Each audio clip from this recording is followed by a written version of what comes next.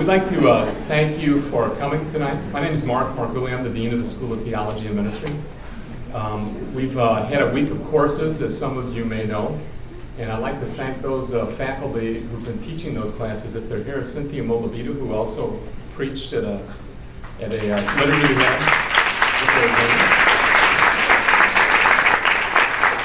And Alexandra Kovac.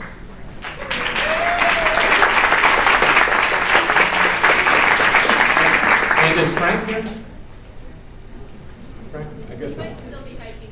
He might still be hiking. That's a good thing. We for those of you who know the school fairly well and have been tracking our history the past 12 years, you know that when it comes to sustainability, environmental issues, that we were a little bit ahead of the curve. And actually, there's a former dean, Dr. Loretta Jankowski, who had a vision.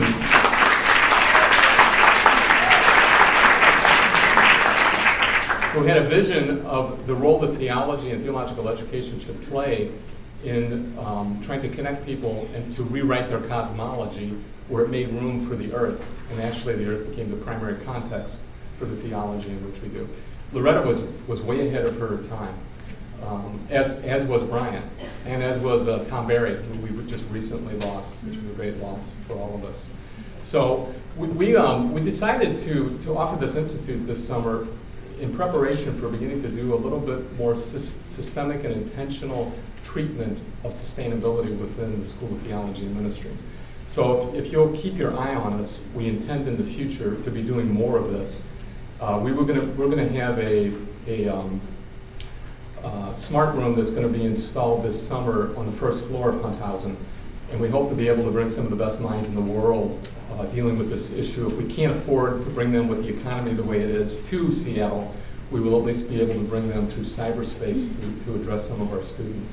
So these are things that you can watch for in the future. Every school has an operational side that people in my job have to take care of.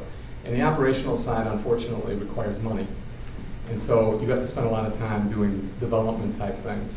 And I just wanted to point out one person here who helped us to be able to bring Brian to Seattle this summer, and that would be Jeannie Robinson. And Jeannie is somewhere here.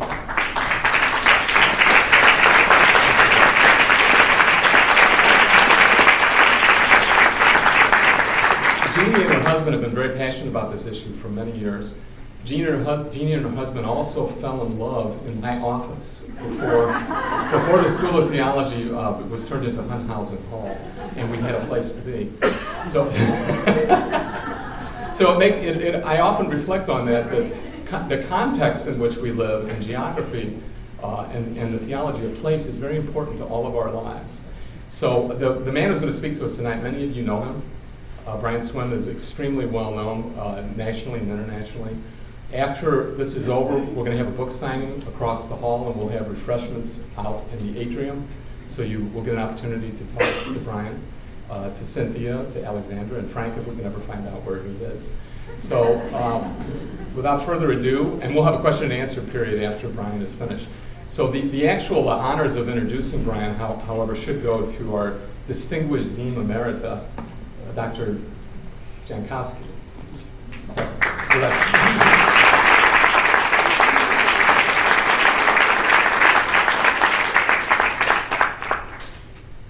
thank you very much. According to the unwritten code that there is for university lectures, even though almost everybody here probably already knows a lot about Brian Swimme, I'm supposed to give you enough information that will let you know that he knows what he's talking about. He didn't just make it up.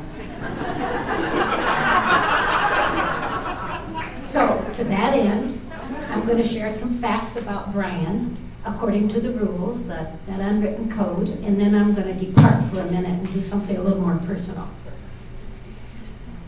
Here's the form. Dr. Brian Swimme is a mathematical cosmologist on the graduate faculty at the California Institute of Integral Studies in San Francisco. He earned his PhD at the University of Oregon, where he specialized in, and listen carefully, gravitational dynamics, mathematical cosmology, and singularity theory. Now, that's not a mouthful, okay? And that may not make it very clear that his specialization included such things as what is now his primary focus, which is research in the nature of evolutionary dynamics of the universe. And it may not tell you that his central concern is the role of the human within the Earth community. So it's that concern that led him to start the Center for the Story of the Universe, which is affiliated again with the California Institute of Integral Studies. I know of 3 books that Brian has written. The titles will tell you a lot. The universe, got universities on the brain here. The Universe is a Green Dragon, The Universe Story, and then which he wrote with Thomas Berry, and The Hidden Heart of the Cosmos. As if books were not enough, though, he's also a pretty famous televised person. The other thing I wanted to say about his books is they've been translated into 8 languages. So he's featured in the BBC television series Soul of the Universe. He's also featured with David Suzuki's production of The Sacred Balance. And then to top that, he produced his own 12-part DVD series called Canticle to the Cosmos. That's the formal part. So I want to just say a little bit about Brian that puts him in I think, a better context. I met Brian 20 years ago, and I went someplace where Brian Swimme and Thomas Berry were, and I caught on to the fact that I needed to read a lot of unpublished papers that were floating around. So I started reading all the unpublished papers I could get my hands on. I started going to conferences where Brian was, along with Thomas Berry. And I need to tell you that I became totally converted. It was after those encounters that I think that I changed the way I teach. I changed what I teach. I changed the way I think. I changed the way that I relate to this earth and to other people. And I have to credit Brian Swimme with making that happen to me. Now, that's one thing, but I want you to consider that when I went to those conferences and read those papers, I was one of hundreds of college professors and teachers who did that. And then think about the fact that each of us who did that have taught hundreds of students, have given hundreds of workshops, have preached at dozens of churches, have talked at conferences, and when we do that, those places are full of people who are also leaders in their own right. So they are influencing hundreds of people. So I think that it's almost impossible to have too much gratitude to somebody like Brian for changing the world and being such a change agent. I consider that, you know, his genius has mushroomed across the globe, and we need to be aware of that. So we owe him a real debt of gratitude. And after all of that, you've got to realize that this is a man who takes the most complex and profound concepts and ideas and makes them accessible and inviting to all of us. And in spite of that incredible educational background that I described to you, he speaks as much from the heart as he does from the head. And he's a genuine person that you can't help loving as well as respecting and having great admiration for. So I would hope that you will join me in gratitude for and welcome of Dr. Brian Swimme.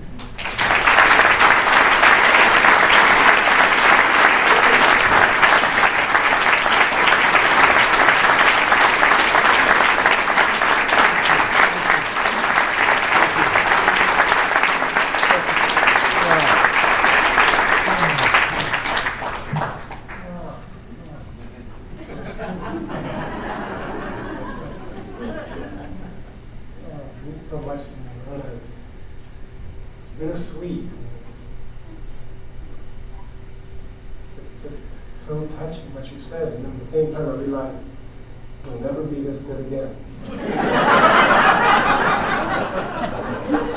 Now we go from here. But that was a great peek. I love it.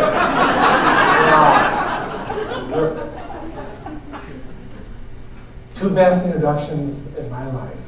We just heard one, and the other one was from Alexandra Kovacs. So, wow, in the same room. She's right here. And they know each other. Wow. Okay, I'm just staggered by that. It's okay. So deeply meaningful.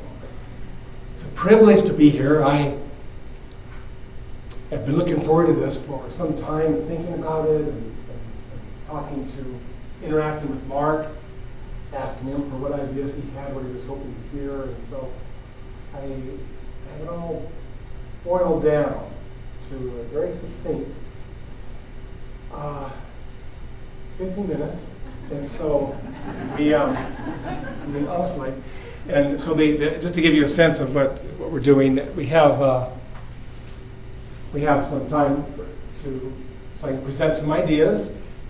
And I'm going to quote someone at a certain point. I have to find her quote. Here it is. Okay.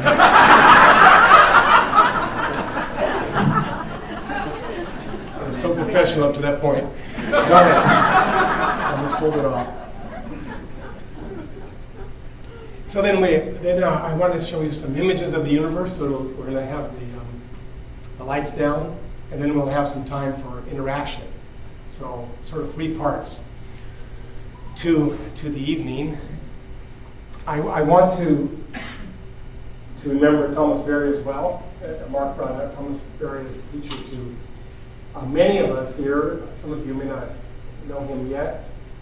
He died last month. Seems like a year ago.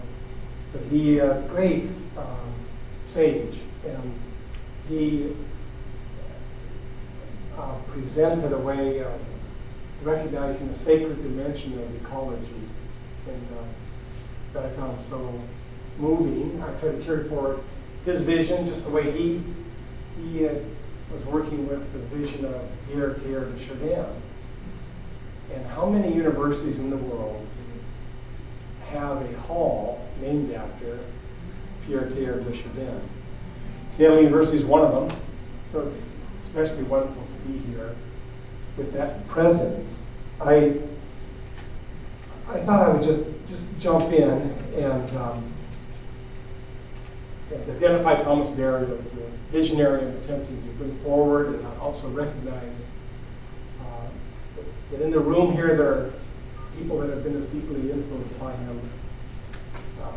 Loretta has already addressed you, so we have the representative here from Seattle University. We also have Earth Ministry here in Seattle. We have the Whidbey Institute, Whidbey Islands. So there are a number of endeavors in the Pacific Northwest that carry forward this vision. It's a privilege to be here with you.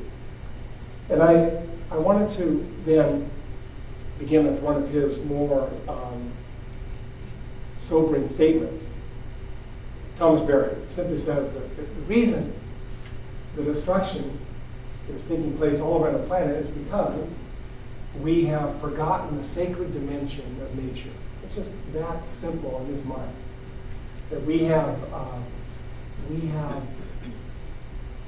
put it aside, or we've covered it over, or we've forgotten that actually nature, the ecosystems themselves, have a divine dimension, divine presence.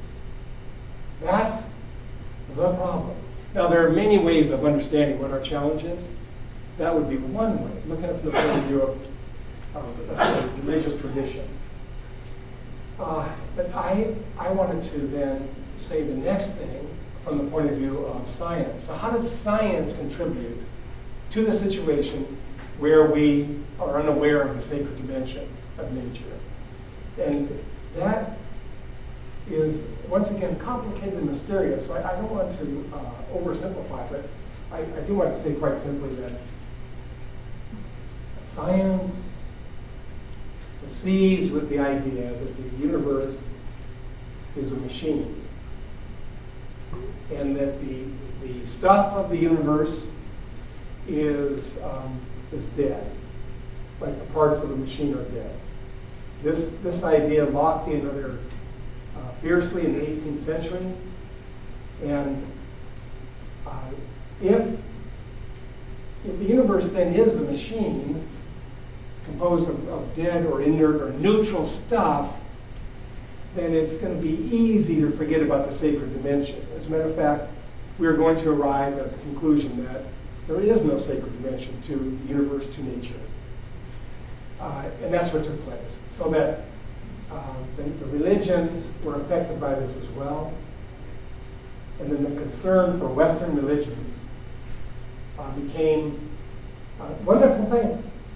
Like the human heart, human soul, salvation, relationship between humans and God. Wonderful things. But forgetting entirely the presence of the divine throughout the natural world. This has turned out to be not just tragic, not just sad, not just a mistake, but a disaster, a cataclysm. And how it's worked out in our society is that if the universe is just stuff, then it's there for us to manipulate as we wish. So we began to conceive of the universe as, under the one word, the word resources. Now, resources in the future, I think, here's a prediction. I'm going to go into print saying this. In the future, the future historians will look back on the word resources the way we look back on the word, the N word.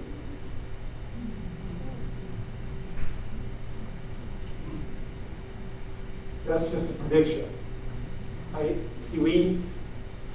To think that the glorious earth is just a resource is only possible if our minds have shrunken down to this utilitarian level. And we are all there. I've been thinking about this a long time, and I still use the word, the R word.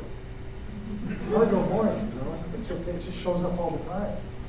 But to call a bunch of salmon roaring up the river resources, so there's something really strange about that. So we're in a moment of the worst destruction that's taking place on the planet Earth in 65 million years. Now, I've been thinking about this a long time. I came to this realization, not on my own, but just by reading the reports from scientists.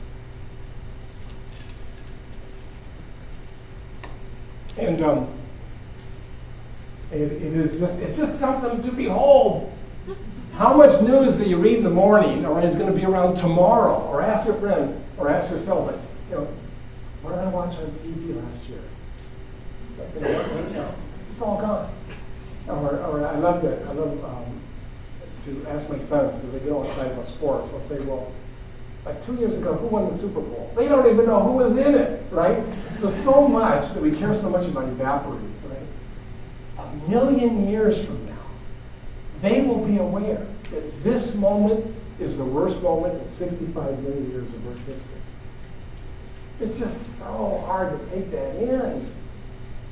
It's because, basically, of the rate at which species are disappearing. They're disappearing at 20,000 a year, which is thousands and thousands of times higher than what it would be if humans weren't here. So, here's Thomas Berry's point. We don't know what we are doing. And the reason we don't know is because we think the species are resources as opposed to divine presence. So we can't take in where we are. We commit so many of these disasters primarily because of ignorance. Now, what is especially sad is that this takes place within a civilization where Christianity has been a major religion. And Christianity, above all, is an incarnational religion. So it's just so unfortunate. So traditionally, we've understood that divinity emanated throughout the universe, everywhere. But like I say, for a variety of reasons, we've closed down our awareness of that presence. So I would say that our challenge then, one way to think about our challenge then, one is to awaken to the fact of the disaster taking place. The ecosystems of the planet are unraveling. Life is unraveling. And so it's to really understand what that means enables all of us to enter into the process of reevaluating what we are about. There's another way of saying it. It's not easy to eliminate species. It turns out it's really hard. No philosophers in human history were aware of it. Most philosophers were convinced it was not possible. Even Ralph Waldo Emerson, 19th century, thought it was not possible. So we, in order to create a society that isn't just eliminating species, but it's almost like automating the process that's happening so rapidly. Something very, very deep and pervasive had to take place. One dimension that I'm trying to focus on here tonight is that the divine presence in the universe had to be snuffed out in our minds. Not in the universe. First it was snuffed out in our minds, then we can proceed to snuff it out actually in the universe. So the first step then is to come into an awareness of the difficulty of this moment. And then the second step then is to find a way to experience directly the immanent presence of the divine. Not as an idea, but as a direct experience. And that's what I would like to participate with tonight. Is it possible we can return even a glimmer of the divine presence? So our beginning point then, right here tonight, is the universe is permeated with divine radiance. And it's a divine radiance with a heart that is filled with desire and wants to move and create and do something. And so what then, from that perspective, what then have we learned about the universe? Now what then to show some images of the universe that we've learned. And then from that perspective, how are we affected? Another statement from Thomas Berger was kind of amazing. He said, one time I was going on and on about how many things we've learned about the universe and science, just on and on, all excited. And he waited until he was done, and he says, we know more knowledge and facts about the universe than any generation before us. And at the same time, we live in a psychic space that's smaller than any generation of human ever.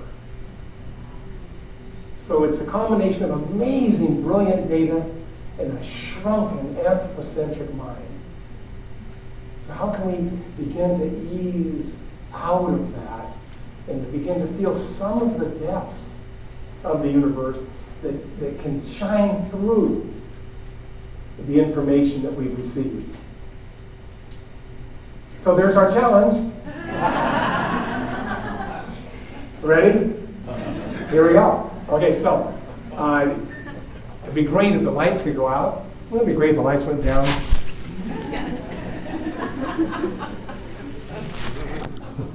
Oh no!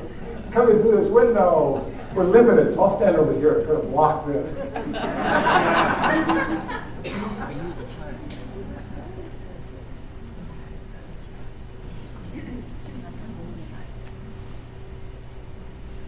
That's great. That's as low as I'll go, probably. That's even better. Ah!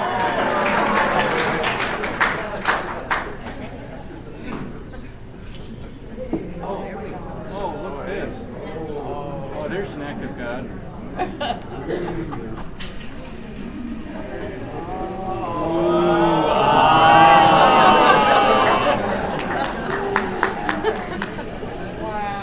Nice. We're talking miracles. Here we go. So I wanted to begin with this image from the caves as a way really of recognizing that what we're doing puts us in a lineage. Humans have been gathering together in the dark and reflecting on the mysteries that surround them for something like 200,000 years. We don't know exactly when we first began, but going back in time, and it's not as if, to make a statement here at the beginning, it is not as if I'm showing this image to say, look at what those fools thought about in the past. We've gone so far beyond thinking about animals. You know, they are all, these images are as deep as anything we've learned with the Hubble telescope. Right? As a matter of fact, this indigenous perspective, let's call it, this primal perspective, is as fundamental as any of the scientific technology. So this is not, I'm not presenting this as an image from the past that we've gone beyond. Rather, it's almost like every human is contemporary. When you think about a universe that's billions of years old, try that on for size. We're all here together, all of the humans together, going back 200,000 years. So we're part of this lineage. They drag these stones for days and days and days. I mean, like they're what are they? Are they 15 tons? And you know, it takes a huge number of people and oxen dragging them. Why were they doing this? Just for the same reason we are, because there's a deep hunger within us to know how we fit in. How can we make sense of this amazing place we find ourselves in the midst of? And above all, we have a hope that we can learn to live in a way that's in alignment with the deep powers that envelop us. So they set up the stones there so that at solstice, there was a feeling of the earth and the stones and the sun all turning together. That task is our tasks. It's the same task. How can we find a way to live in alignment with a divine presence that permeates everything? The human heart, the human soul, the rivers, the stars, the mountains, everything. Another image of this challenge. This is the Sistine Chapel. And then another kind of cave, see? So gather in the dark and wonder about the great mysteries we find ourselves within. And as before, how do we interact with divine power? Here, the divine power is imaged as a human. That's fine. But what about the divine power imaged as salmon, right? Or rainfall, or soil? How do we interact with that form of divinity? So, as I say, our challenge then is to gather together and reflect on the mystery that we're discovering in this recent empirically based scientific mode. This is the earliest image we have of the universe. It's called the Wilkinson map. It would be great if I could say, you're looking at the birth of the universe. But I can't. You're looking at almost the birth of the universe. It's just a fraction later. It'd be like going back to the first second of your life. This is 99.999% back to the birth of the universe. It's almost there. But it's the earliest we can find. Now, the difficulty is this. It looks like we're looking at an egg, doesn't it? Now, if we're looking at an egg, and that egg is the universe, where are we standing? You see the problem? Yeah. If that's the universe, then where are we? So this image requires a little bit of interpretation. Imagine yourself as the telescope that's gathering the data, all right? If you imagine yourself as a telescope, and I'll do it to myself. So I look over here and I look out, I see stars that are nearby. I look further and I see galaxies. I look billions of light years out, I see more galaxies. I look even beyond that and I get to a place where there are no more galaxies. And now I'm measuring light that has come for 12 billion years. And then I get to light that has traveled for 13.7 billion years. And I can find no more light that's more ancient than that. Are you with me? We look in this direction and we go beyond everything until we find a light that has been traveling for 13.7 billion years. And that would be this little place right here. See? So I looked over there and I found this place right there, right? I thought, well, that's interesting, so let's look over here. Same thing. I get all the way out to 13.7 billion light years, and that's as far as I can get. And that's this little spot right here. Well, wait a minute. Wait. You have to imagine yourself inside a giant sphere, right? Inside a giant sphere, and in every direction, we see this light, this rippled light that has been coming for 13.7 billion years. Now, we can't image that as a slide, a great big giant sphere. So what we do is we cut it and then fold it over and make it look like an oval, right? Do you understand? Okay, the rest of the images are pretty easy. So this is the only one that's really, really difficult. We're inside this amazing sphere, and way, way out on the edges, it's ripples of light. Everybody was thrilled when they saw the ripples. Some of you are thinking, wait a minute, what's on the other side? If that's the edge, what's on the other side of this giant sphere?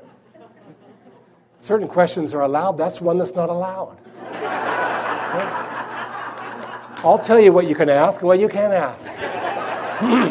We'll talk about that in the question and answer, okay? But right now, I just want you to get that, well, if you go all the way out, you get past structure, you get to these ripples of light. And the reason everybody was so thrilled by the ripples, because the ripples gave birth to the galaxies. This ripple, if you go in here, look at one of these ripples, each one of these goes forward in time and creates the galaxies. Well, there they are. So we have now if you see this big light up there, that's a star. Here's a star over here. Hubble was trained in the darkest part of the night sky and tried to avoid all the stars of the Milky Way. Couldn't avoid all of them. Almost did. So if you ignore those big stars there, every other point of light is a galaxy. Isn't that great? Hey, 50,000 years ago, if they had seen this, they would have rushed into the caves and painted galaxies on the walls. You understand? It's like, whoa, this is a major discovery. Every one of those dots of light is a galaxy. Every one of those dots of light contains, let's say, 50 billion stars. I mean, what an amazing universe. Let's do it again.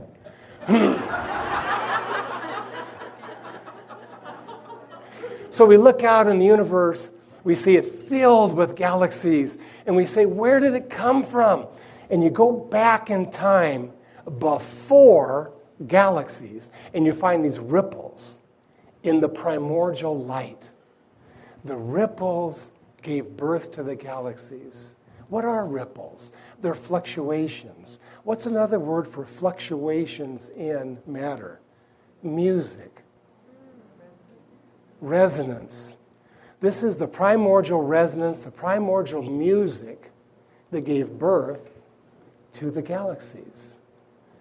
George Smoot, who was the principal investigator of the team that led to this image, when he saw this, and they interviewed him and said, "What was it like?" He said it was like looking at the face of God.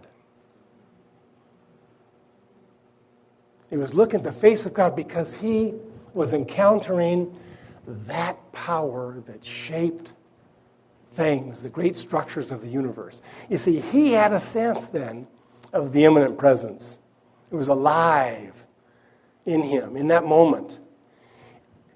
I was looking at the face of God, at that which made things happen. So then the ripples go forward, the music goes forward, creates the galaxies. But what's really terrific about this image here is, even though it's taken with an amazing telescope, we can relate to it personally, because if you go out tonight and you see the night sky, not an every night occurrence in Seattle. I was born in Seattle, I know. I think it's one of the reasons I love astronomy, because so rarely that I get to see the stars. Immanuel Kant had this great statement. He said, if the stars came out once a century, we'd stay up all night long in wonder, right? And it's kind of like that if you live in Seattle. Whoa, stars! Whoa, look at that! But go out at night, look up at the stars, and you hold up your. Can we practice this? Hold up your hands, everybody, and look at one of look at a fingernail. Okay, that's the size that Hubble looked. In other words, when you're out at night and you look at your fingernail, behind your fingernail are 1 million galaxies. It doesn't matter what direction you look in. Isn't that great? Some people find this overwhelming. Does anybody find this overwhelming? Okay, but overwhelming in a bad way? Anybody? No. Excellent. Okay, great. I have a side practice of psychotherapy in case you get overwhelmed by the universe. I can deal with you personally. I'll give you my card later. But the whole idea. There's a group of Indians in South America, and they really had it right. They said, in order to become human, you must dwell on the immensities of the universe. Isn't that great? In order to become human, you must dwell on the immensities of the universe. Let's look at the converse of that statement. If you don't dwell on the immensities of the universe, you don't become human. You become a really good corporate manager. Or whatever else it might be, a really good corporate scientist, right? So, as much as I hate to leave this, we move on. Okay, now let's choose one of these little points here. Let's close up on it. We're going to zoom in on one particular galaxy. There it is. Now we come close to the structure of the galaxy. This is the Whirlpool Galaxy. It consists of 100 billion stars. This is worth thinking about. In the 20th century, we didn't know if there were 2 galaxies in the universe. Scientists argued back and forth whether or not if it was just the Milky Way, or if there were some smudges in the sky, and they weren't sure if those are smudgy little clouds that are nearby, or if maybe they were actually galaxies. Maybe there were 10 galaxies in the universe. That's the 20th century. Then in the 20s, Edwin Hubble actually resolved the smudges and found out they were entire galactic systems. So we went from knowing there was 1 galaxy to knowing there are 100 billion galaxies. That is an immense increase in knowledge. There isn't a single institution in industrial society that has caught up with that yet. So that is part of the idea of how do we align ourselves with what we know about the universe, the vastness of it. And what I love about this is the structure of the spiral arms is so beautiful. Now, there are three kinds of galaxies in the universe. And if you take a moment and reflect on the names of the three kinds of galaxies, you will learn a lot about the modern form of consciousness we inhabit. Here we go. Are you ready? The first kind is the spiral galaxy. Great example right there. The second kind of galaxy is the elliptical. It's called elliptical because it looks like a giant egg. But the great name is the third kind of galaxy. We scientists call it irregular.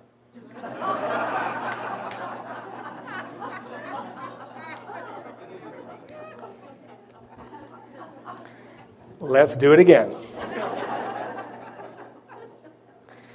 These galaxies, right, there are tens of billions of them, have been here for 12 billion years, all right, doing amazing things.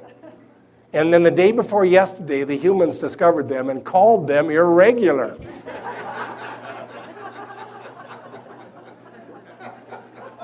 You know, if we had a little more power, maybe we could go out there and fix them, you know?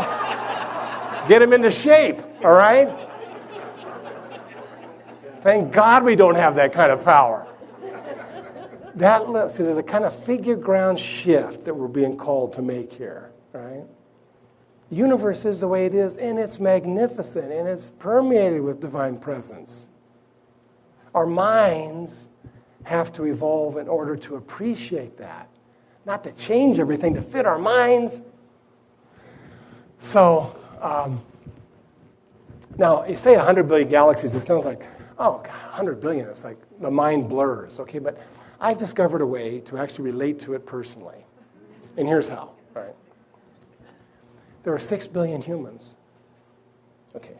100 billion galaxies divided by 6 billion is 16 galaxies per person.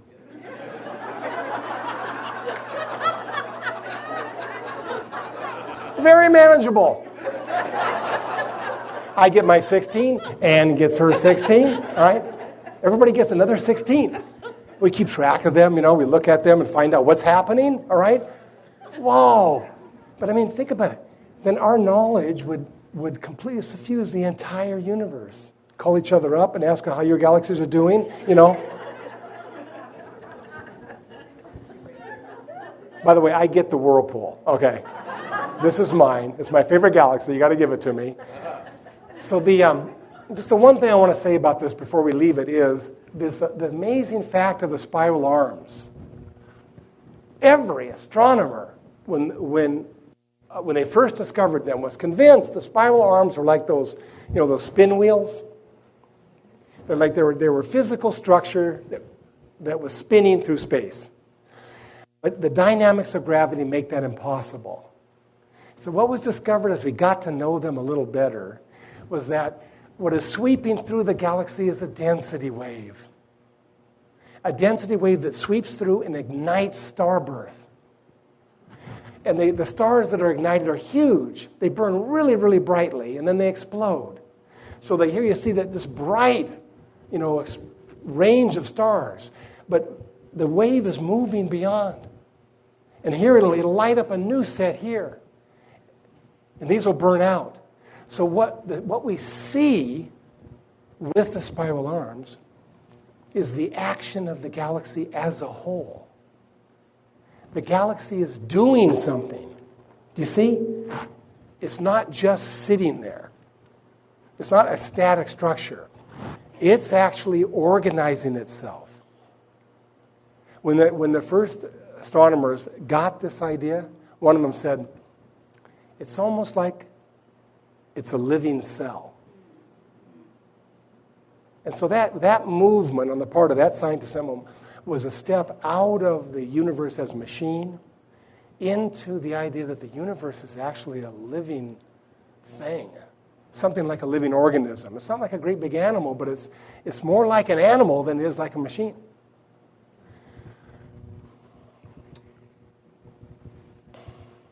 Galaxies. So here's whoa.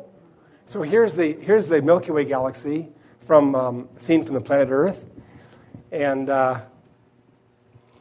another fantastic sight that we've been wondering about forever.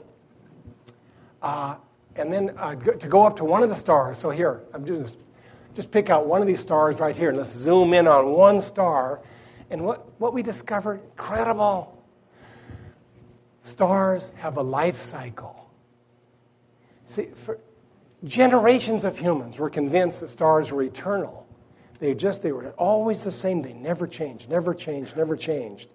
And then in the early, some philosophers were convinced that the outer realm in the heavens was ontologically different than the matter of Earth.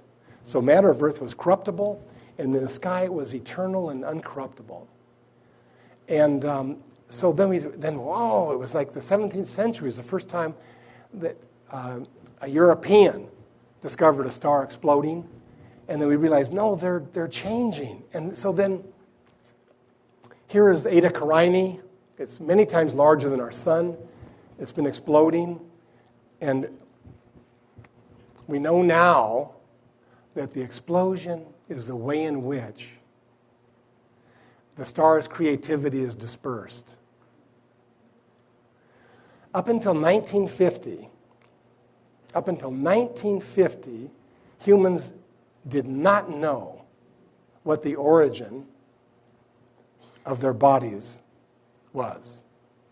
We humans did not know where the carbon atoms came from. We didn't know where the phosphorus atoms came from in our skin, in our brains, in our lungs. We didn't know.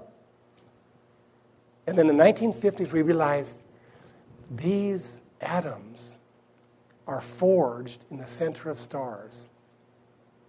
The star forges, first of all, it forges helium, then it forges carbon, then oxygen, so that every atom of carbon and oxygen in your body was forged in a star and then dispersed by the explosion of a star. One of the most amazing discoveries, really, in the history of humanity. My wife, who's here, teaches first grade, and so she has me come in and present the new story to the first graders, and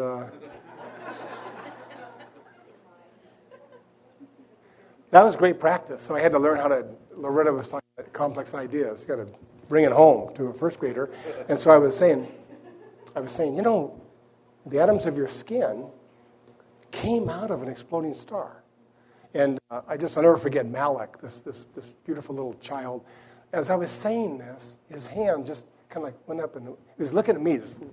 His hand went up and touched the skin, and I thought, in that moment, the universe is discovering something about itself. He is discovering a new way of understanding who he is. He's not just a first grader. He's not just a Muslim. He's not just an American. He's actually a cosmological event. So I could just feel it happening right in front of me. Hey, here's an important point. Just like we call some galaxies irregular, I'm kind of astounded by the way in which the universe does its creativity. I mean, you have to have a whole star blow up to have a single carbon atom. Every one of the phosphorus atoms in our DNA and so forth required a star to blow up. When I first realized this, I was younger and more mature. I thought to myself, in so many words, I thought, I might have done it differently. And then later on, I thought about that thought. I thought to myself, well, what do you mean you would have done it differently? And I said, well, I would like to have a giant vat that had carbon atoms in it, and then another vat that had phosphorus atoms, right? And then I, as God, would come along and pick out the atoms and put them together and have humans. It seems like a less wasteful way of doing things. But you see the strangeness of really this kind of creativity. It's strange, and it is primordial. We have to find a way to fit into it. We have to find a way to understand ourselves in light of it, not to judge it as somehow needing our improvement. Okay, so then we have these different planets that emerge out of the stars. There's Jupiter. It's all chaotic. There's no structure in it at all. We have Mars, close up on the rocks, completely fixated. It never moves, totally rigid. And then we have another planet in between those two that's neither rigid nor chaotic. Earth is, because it's in between, it's creative. In between rigidity and chaos. And the phrase that Thomas Berry liked to talk about this was balanced turbulence. Do you want to live a creative life? Then be like planet Earth. It's the most creative place that we know about in the universe. What's the secret? Well, have the gifts that are bestowed upon you by stars that blow up. Okay, we've got that one covered because that's us, all right? What's the next secret? Enter into the realm of balanced turbulence. Don't try to avoid turbulence, but try to draw it in so that you can bring forth your creativity to make a difference. There's a great phrase from this anthropologist, Alfred Kroeber. He summarizes so perfectly. He wasn't talking about Jupiter, Mars, and Earth, but he might as well have been. He said, the ideal condition for the human is not exactly bovine placidity. It is rather the highest degree of tension that can be creatively born. There's an image of creativity. There's an image of holiness. There's an image of a spiritual path into a form that's able to take on suffering, to take on stress, but in a creative way. Because right below the surface is this lava that is wanting something. It's filled with energy and it comes exploding out. But to enable it to come forth creatively, we see the possibilities of Earth.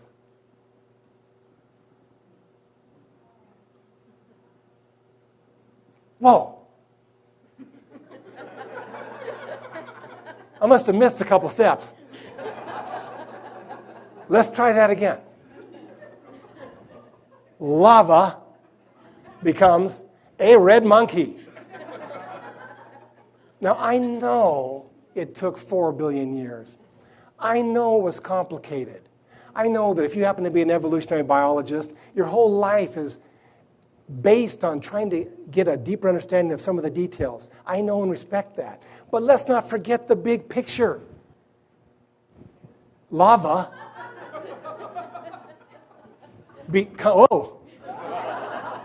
becomes a red monkey.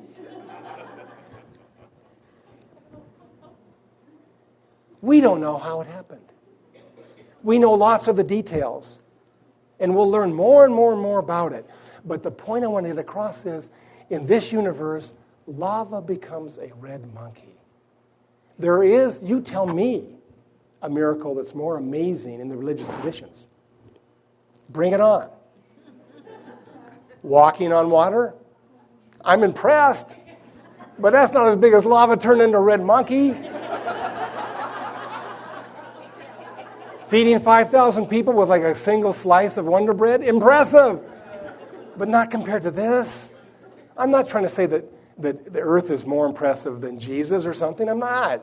I'm just trying to say that if we just slow down for a second and think about it, we're living in a miracle. We are constantly interacting with the miraculous. Not a miraculous of a separate transcendent power sneaking in somehow when we're not looking and getting something done. I mean, the very nature of where we are. This is what we mean by the immanent presence of the divine. Another way to say it is this. We have all kinds of spiritual practices. Mandalas, right? Stations of the cross, all wonderful. Here's a new one for you. Reflect on lava until you can begin to feel the presence of those eyes in the red monkey. Literally, reflect on it until we begin to feel the presence. Because those eyes of the red monkey are right here in another form.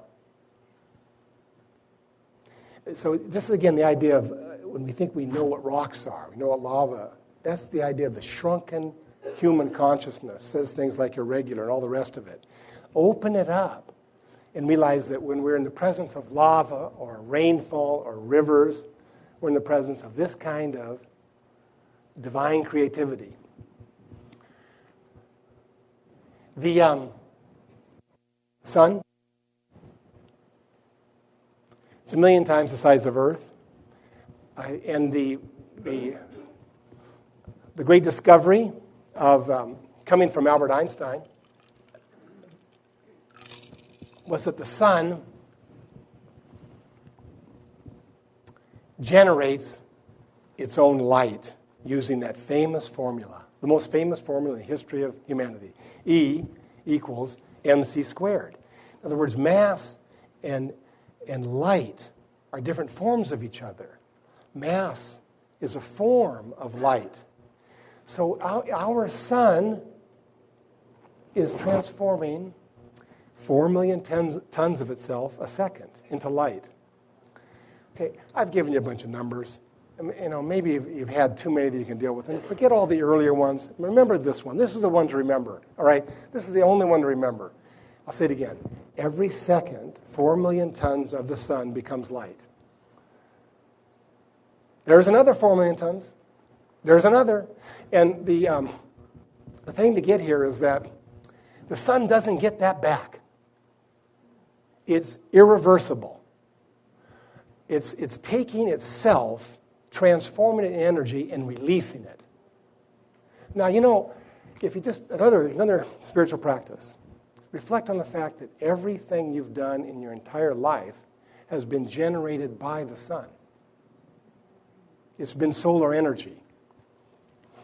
Everything, every deep poetic insight, every spiritual event or action has been a solar event. Only because the sun has given itself away. Never gets it back. It gives until it can no longer give, and then it explodes, and it's over. As you can see, I'm trying to connect this activity of the sun with what we would call sacrifice, or generosity is a better word, perhaps. Warning. If you go out into mainstream society and you say, wow, we exist because of the generosity of the sun, you're going to get into arguments. You're going to arguments because they're going to say, oh my goodness, you are anthropomorphizing. The sun is just a great big ball of gas. It doesn't know it's giving this away. You're projecting your values onto the sun. Okay? Here's your response. It's not a human form of generosity, it's a solar form. We're not saying that the sun is sitting there thinking, okay, I wonder if I'll give away some of my energy today. Okay, it's not doing that. But because it is doing its generosity in its own way, we can do that. The universe exists on the giveaway throughout all of the generations, back to the beginning of time. So every moment of life on the planet has been charged by the sun's giveaway. So we are circling around a cosmic generosity. All depends on that. Just like the next generation is dependent upon our generosity, pouring our energy into them.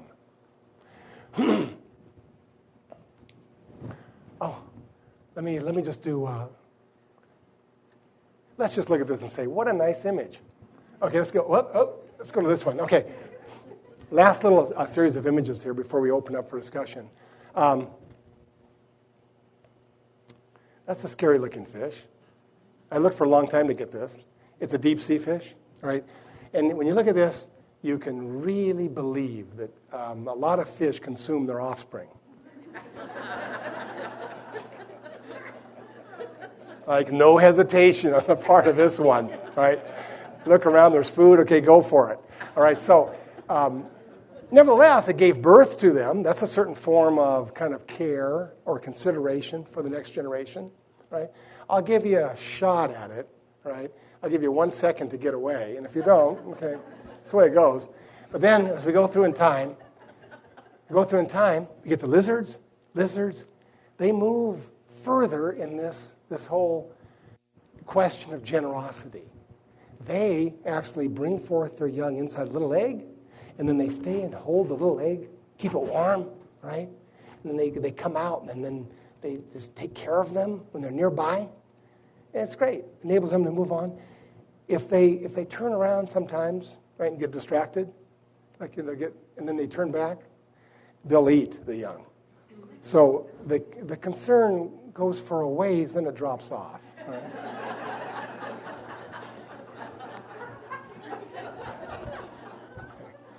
300 million years later, we have the mammals.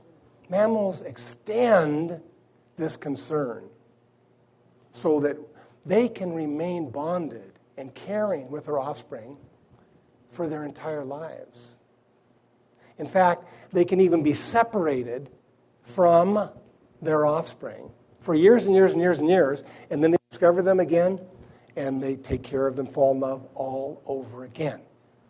What I'm trying to make clear here is that our deepest values and capacities, like caring and compassion, have come out of 500 million years of vertebrate evolution.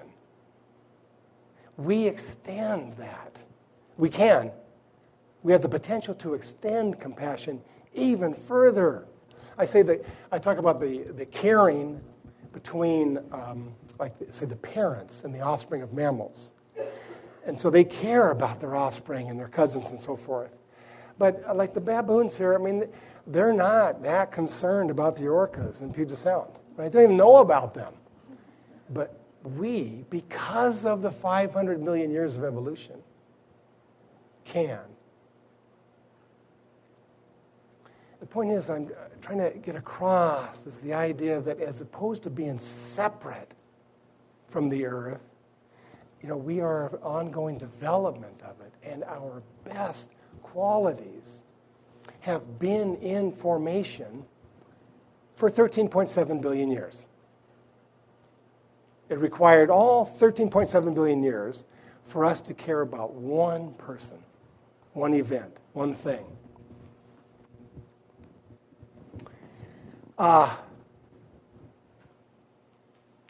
You won't know this right away, but this is a baboon's hand. And I wanted to focus on the nail right there because of an amazing story a primatologist told me. So I've talked about of evolution of the vertebrate, 500 million years of an expanding heart. The universe has been expanding physically, and it's been expanding emotionally. But when we look at the nail here, there's a great story. So Barbara Smuts, primatologist, University of Michigan. She is so locked into the divine immanence. She follows baboons around for years by herself and lives with them. That's what you call love. So she'll be sleeping there, wake up, fall asleep, wait, pay attention, just so amazed by what she sees. And then one day, she was asleep, and she woke up, and somebody was touching her. And she looked down, she saw this juvenile baboon, male, comparing its finger with hers. So I'll imitate, right? So here's Barbara, about the same size as a baboon. And so he has his finger, and he's touching her finger with his finger. And he's looking up at her, and then looking back down at the finger, same nail, same joints, back up at her. And she said in that moment, she could see that he was making the connection of their similarity. He was realizing that they were in some way the same. Not entirely. They're different and yet connected. So I just wanted to use that as an image of how mind has been deepening as well. This is the universe. It's developing its heart. It's developing its mind. And so the human comes along and becomes even more fascinated with this hand and this awareness that not only is it aware, but it knows it is a self that is aware.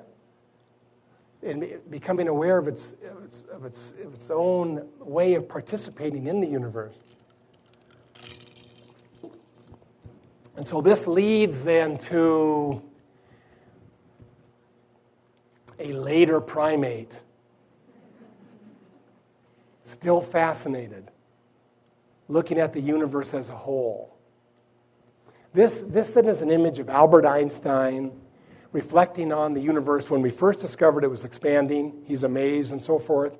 But another way to see this is, here is the universe reflecting upon itself in the mode of conscious self-awareness. The universe constructed all of this, every atom of the body, one by one, and then developed this deep concern and passion in the heart to actually care about things and become amazed by them. And then this ability to actually recognize the patterns. And so burst into this new understanding of who he is, who we are. And then maybe just two last images. Here we go. This is the first image of the large-scale structure of the universe. It's not the most recent, but I love it so much because it was the first one. This was put together by the astronomers at Lick Observatory in California. And here, each one of these dots represents 12 galaxies. This is the nearest million galaxies. And what struck me about this so much was when I first saw it, I thought, never before in the history of humanity has there been a generation that was reflecting on the large-scale structure of the universe. That's the role we're playing. But this isn't exactly right. Actually, we have to see the lights as moving apart. That was the discovery that Einstein, everything is expanding apart. And then when Stephen Hawking examined the expansion, he found out that it was just what it had to be in order for the universe to become this complex. If the expansion had been slower, the universe would have quickly become a black hole. If the expansion had been faster at the beginning, the universe would have spread apart too quickly for galaxies to form. It was a completely unexpected result. That the expansion was just what it had to be. How much slack was there? In Stephen Hawking's calculations, it was 1 in 10 to the 60th. Meaning that if it were a trillionth of a trillionth of a trillionth of a percent slower, the universe would have collapsed into a black hole. If at the beginning the universe had expanded a trillionth of a percent faster, it would have had a structure of galaxies. So what does that mean? Scientists, theologians, philosophers have been arguing about it since we discovered it. Something like, what does that mean? It turns out the expansion is just sacred. That would be the orientation that we would want to explore. The universe is, the expansion rate is sacred because the universe is sacred. Another way to say it is this, that some kind of an amazing wisdom has been operating from the beginning. So in that way then, in that perspective, we can reflect on the whole thing and ask this question: how are we in alignment with this universe? We find ourselves in an amazing universe, expanding, but it is also speaking to us. Let me before we open it up to questions. Let me read from a theologian. This is Elizabeth Johnson, a great theologian, Boston. And this is what she says. Before the gospel period closed, belief that Jesus was the incarnation of divine wisdom came to full flower. And here she quotes the opening to John's gospel. The Word became flesh and dwelt among us, full of grace and truth. And then she says, the incarnation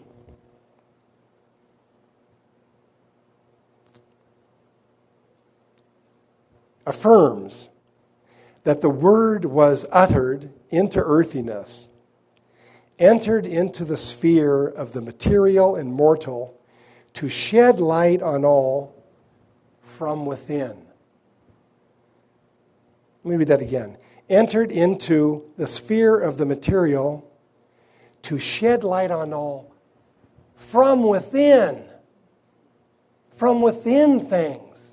From within the nature of things. That's the incarnation. So we find ourselves then in this world suffused with light from all directions. It's not from one particular being. It's from all things material. From every person, every animal, every plant, every event. Light shines. It shines from the sun and calls forth a sense of cosmic generosity. It shines from the mammals and inspires us to a comprehensive compassion. It shines from the turbulent processes of earth and invites us into participation in a miraculous creativity. This then would be one way of entering into a deeper feeling for the incarnational presence of the divine throughout the universe. Thank you for your attention. I really appreciate it.